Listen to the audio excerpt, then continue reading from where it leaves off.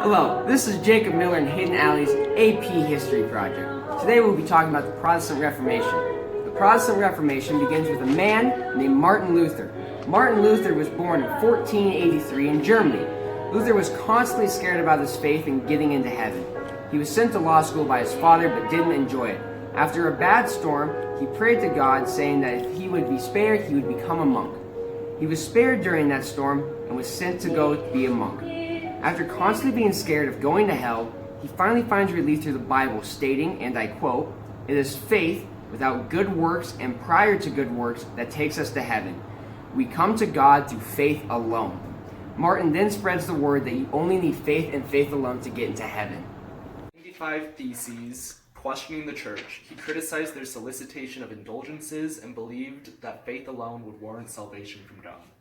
Martin posted his 95 Theses on the door of the church where his students saw it. After reading, some of his students sent it to the printing press to be reprinted for widespread use. In 1521, Luther is charged with heresy by the church. He loses the debate and is excommunicated, but he doesn't care because he believes that faith alone will get him into heaven. 1520, Luther translates the first Bible into German. This is the first time that the Bible was not written in Latin, and this allowed many commoners to read the Bible for themselves, not having to use their local pastor to read it for them. This causes widespread knowledge of the Bible, and many people keep a small Bible in their pockets so they can quote and underline certain texts. This newfound religious freedom creates many spin-offs like Calvinists and Anabaptists. All are similar yet different in small ways. Spin-offs will create to continue and divide until there are multiple religions that are closely related but all believe their way is the one true way.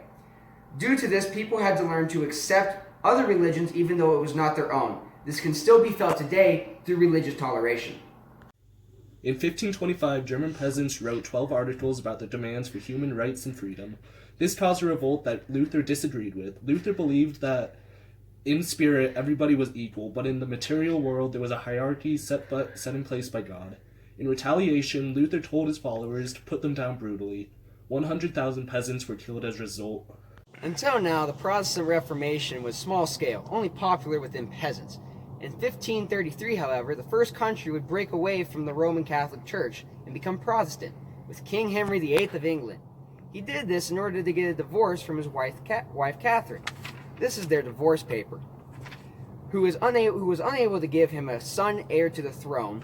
This also gave him more land the church had owned and more church money. So not only was this a religious, but yet political move.